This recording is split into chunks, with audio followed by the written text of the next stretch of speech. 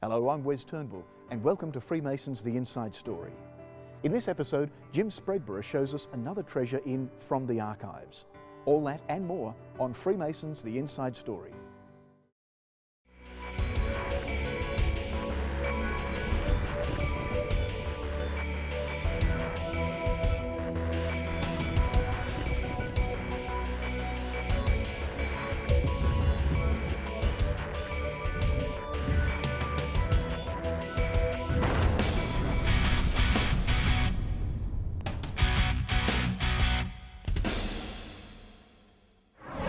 Hi, I'm Gabrielle Foreman, and with me today is Conrad Downs and Bob Roberts from the Victoria Police Shrine Guards.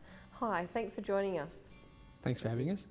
Conrad, how as a Victorian Police Shrine Guard have you been involved in any of the Anzac Day services? So I've been a Shrine Guard for 15 years. Anzac Day for us is our probably biggest day of the year. We have a big ceremonial response at the shrine. My role for the last I suppose 3 or 4 years has been as the guard commander, so I look after the troops on the day and perform the ceremonial role at the shrine. I understand Freemasons Victoria recently sponsored the Victorian Police Shrine Guards to attend a pilgrimage in northern France and Belgium. Tell me a little bit about that trip. We discovered that there had been 15 police officers killed during World War I. So it was decided that Victoria Police would finally have a chance to send personnel over to pay their respects to those men that were killed, probably for the first time anyone had attended their graves or their memorials. So we were lucky, we were chosen to be 2 of the 5 Shrine Guards that went, and our senior supervisor, PSO senior supervisor, went as well. So we were chosen, went over, did the services at the individual graves or the memorials, or even as big as the Menin Gate Memorial for one that was never, his body was never found. Bob, tell me about Sergeant McDowell. He was one of the police officers that was killed during the Battle of Fromelles, and up until quite recently was just one of those that was missing. He'd never been identified. Through the DNA process that was been happening over the last few years, he was finally identified, and he was one of 20 servicemen that were reinterred at the Pheasant Wood Cemetery. In total, there were 7 members who attended the pilgrimage. Did they share any of their experiences with you? There were 5 ceremonial Shrine Guards that went, and our senior supervisor, who luckily for us was French-born, so spoke the language and could interpret between us and the locals. Bob, how did the pilgrimage personally impact you? A couple of us had family that had been involved in World War I.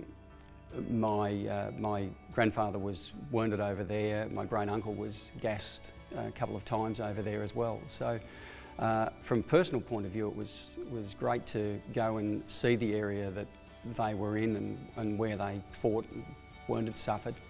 A couple of the other fellows, they had the same thing with family. I don't think they were wounded, but just to see the areas that they fought in. You hear all these stories and you go there and it's a paddock. It's just a wood, and you think, why would you fight? Why? It's nothing, but it was world importance. It did save the world from what was happening at the time, and it put it into perspective where you go there and you look at just an empty paddock and you think so many hundreds, thousands of men died there. I understand a highlight of the Victoria Police Shrine Guards calendar is the Battle of Fromelles Memorial Service, which is held on the 19th of July each year. Tell us about the significance and importance of that event. Our role in the day was to form a catafalque party for the service. That entailed the 5 of the 4 Shrine Guards and myself mounting the memorial that was there and performing a service of, I suppose, solace. We performed our role. I think the service went for over an hour. It was a real moving service. They had local towns, children, place a rose on each of the newly dedicated gravestones to Amazing Grace, which was pretty moving for me. In the end, it was a great service. A lot of the families came up to us afterwards and thanked us for our role there on the day. And even so far as with our uniform, they were really pleased to have an Australian Light Horse uniform at the service on the day. So it was a great day for us, and hopefully a great day for those families as well. Conrad, do the Victorian Police Shrine Guards often get asked to go to other ceremonial events or participate in other memorial services? We were invited to Mansfield late last year for the rededication of 3 graves of Victoria police officers that were killed by the Kelly gang, and that was all through Blue Ribbon Victoria. So those sort of things that we do, it's not just that one, there's lots of other ones, but it also adds to our ceremonial role around the state of Victoria. Conrad, you're quite involved with your support for the Blue Ribbon Foundation? I think where we can, there's probably a lot more services they'd like us to go to, but constraints with manpower and staffing and things, sometimes we're not able to, but mostly we do help. There is been some dedications for some wings at different hospitals recently, and our Shrine Guard have gone along and assisted with that as well. Hi, I'm Jim Spreadborough and welcome to From the Archives. I want to tell you about 2 objects I've got here tonight, 2 lovely little artefacts. First one there is an apron dating back to 1884, and it was used by a provincial Grand Master from the Grand Lodge of England here in Victoria. More about that at another date.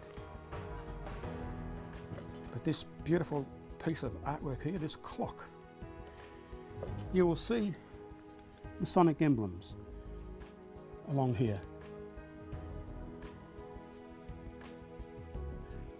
It's mother of pearl, and the clock, it's right 2 times a day, so it's pretty good for us. However, I want to tell you how we obtained this clock. Brother brought it in quite a few years ago and gave it to us because he found it on a tip site and brought it in. And we've cleaned it up, put it on display, and here the clock is here.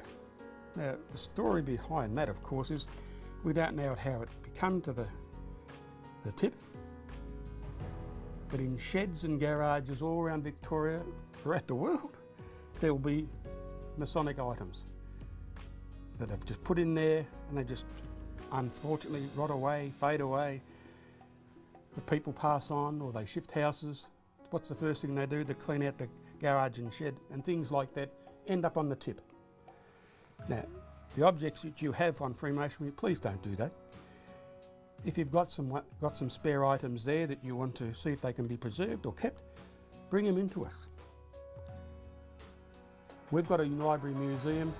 We can try to trace down the origins of the object, and we can also at the same time have them on show so that everyone can enjoy the beauty of those Freemasons items that go back sometimes from generation to generation. And they can be a treasure in our library, and also, of course, in a treasure in our archives. Jim Spreadborough from the Archives.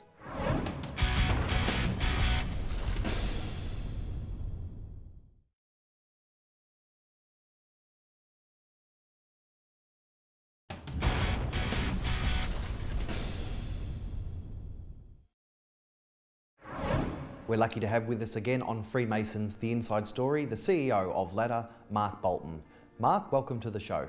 Thank you. Mark, for our new viewers, can you just briefly explain what Ladder is and what they do? Ladder is an organisation that works with homeless young people. We've been around for about 7 years now, and we were born out of the AFL industry of all things. We have great support from AFL players from every AFL club, and likewise from the AFL itself. We work with young people who have experienced homelessness with a development program that hopefully breaks the cycle of youth homelessness. Mark, last time we spoke, Freemasons gave a donation, and I know there's been some more support since then. Can you tell us what the support has been and how does that help the program? It's a fantastic support for Ladder. Freemasons, last time we spoke, gave us that $25,000, which went towards our Ladder Unlimited program, which was a new program for us at the time, and it was fantastic. It meant that we were able to run 3 weekly sessions with young people, concentrating on things like leadership, teamwork, communication, as well as concentrating on their health and wellbeing. That was a fantastic success. Later last year, we also received further support of $30,000 from the Freemasons, which went towards us paying rental subsidies on behalf of young people, which meant that they had a roof over their head essentially to make the most of the programs that we offer. I also remember last time you spoke about further programs and interstate ventures for Ladder. Can you tell us how these are coming along? Look, it's been a really busy 12 months. Since last time we spoke, we've launched programs in both Geelong and Perth, which has meant that we've been working with another 5 young people in Geelong with a plan to expand that out to 15 in the coming months. But also in Perth, we're developing a new project over there which works with about 40 to 50 young people. Really exciting times for us. In the coming year, or in the coming weeks I should say, we've got programs starting in both Glen Waverley and Broadmeadows. Pilot programs there which will run for the next 6 months, which is very, very exciting for us. And then into next year we'll be looking further interstate. Mark, I've noticed on Channel 7 on Saturday evenings before the footy, a new program called At Home involving Ladder and prominent AFL players. Can you tell us a little bit more about it? Yeah, look, we're really happy with that program. We've been talking to AFL players, as you say, you know, high profile guys, to ask them one simple question, which is where do they feel most at home?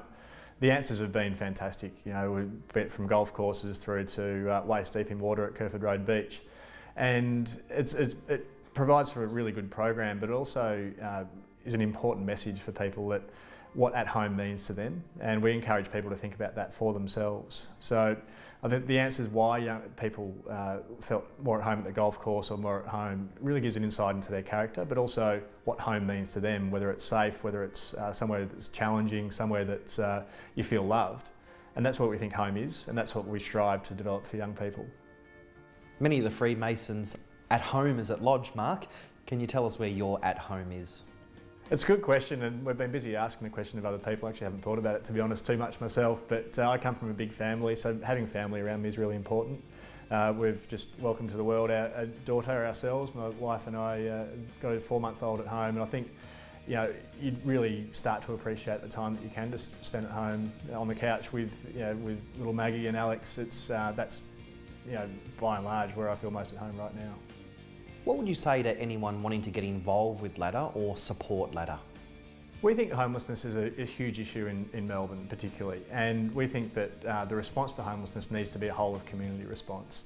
So we welcome people from businesses, individuals to contact us through our website to just talk about how they can impact on the issue of homelessness. We think it's, as I said, it's a whole of community issue.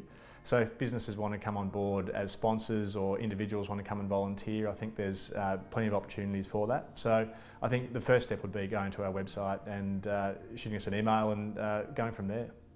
Mark, Ladder is the official charity of the AFL 2014 final series. It must be a busy month. Can you tell us what you'll be doing and how Ladder will be represented in that finals campaign? Look, September's a great month in Melbourne, full stop, because you've got the AFL finals happening, you've got 100,000 people going to the MCG, and it's just such a vibrant time in Melbourne. It's our busiest month. We are the official charity partner of the AFL finals, which is a huge thing for us to talk about what we do to a big public, but also to shine a light on the issue that there are 50,000 young people who are homeless in Australia every night. So that involves a lot of different things for us, but the key things are that we have our Premiership Cup pin program, which for everyone going to the football, we encourage to buy a lapel pin on their way in. That will support us and our work. But if you can't get to the football, go to our website and there's a way to purchase those pins there. Mark, it's been a pleasure once again to have you on Freemasons The Inside Story, and we wish you all the best for the 2014 finals and look forward to catching up with you again in the near future. Thanks very much, Ben.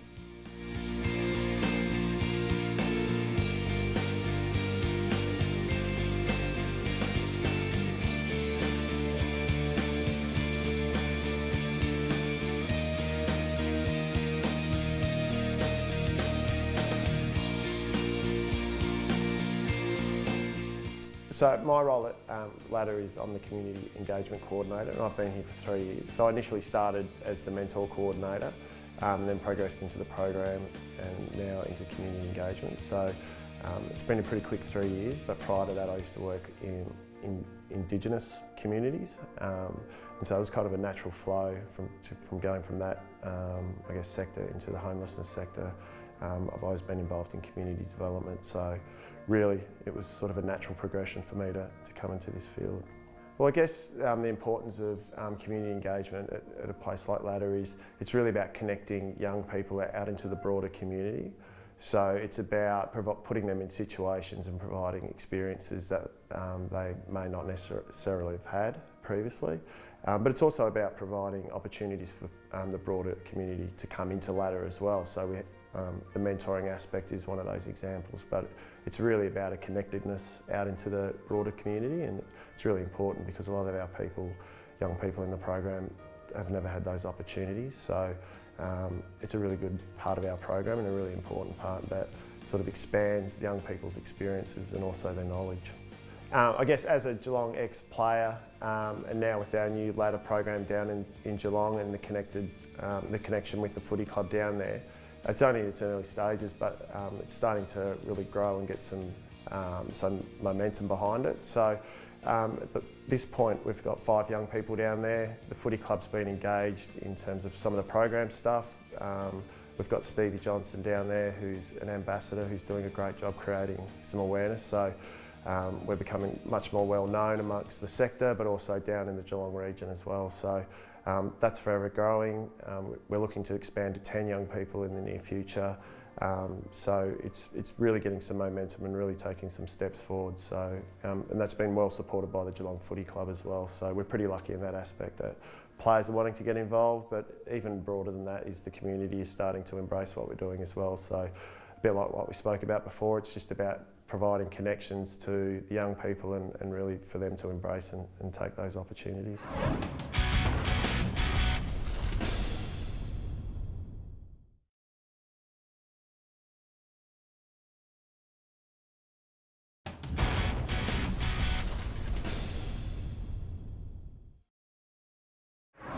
I'm here at the Victorian Police Museum with Neil Soulier, the Chief Executive Officer of Blue Ribbon Foundation. Hi Neil, how are you? Very good, thanks Gab. Neil, let's first start with talking about the Blue Ribbon Foundation and what it means, what it stands for. Blue Ribbon Foundation was started back in 1988 as a way for the community to remember our fallen police officers, those who have been killed in the line of duty. And so, in terms of your support, do you gain support from the public through fundraising? What kinds of people are involved? Yeah, I guess the best way to describe it is we're very much like a conventional charity organisation would be. So we're reaching out to the community to help raise money, but more importantly to remember. So it's 2 messages, with the fundraising being the secondary of those. These are people, our police officers are ones that went to work and never came home. And I think a caring and grateful community should acknowledge that sacrifice every opportunity they get. So that's a large part of our work. We do the normal fundraising things, and we have a big event, Blue Ribbon Day, which will be coming up next month. And all the money we raise, we put into public hospitals, and the units that we fund are named in memory of those fallen officers. So it's a way that their service to the community is continuing, and it's, we call it remembering lives by saving others. And does the Blue Ribbon Foundation also support the families of those lost personally? No, not in a personal sense, because you'd understand with an organisation like Victoria Police, there are a lot of support and welfare considerations. So there's another terrific organisation called Police Legacy, which will look after the families and particularly the children if the worst happens, and all of the police members around the state put in out of every pay to build legacy. But we do have an involvement with the families, and they obviously get involved with us at when we're doing memorials and a lot of other things that we do along the way. They're never very far from our thoughts, and they know that the community is thinking of them as well as the loss of their loved ones. Mm. And on 29th of September, Blue Ribbon Day, what plans do you have for that day?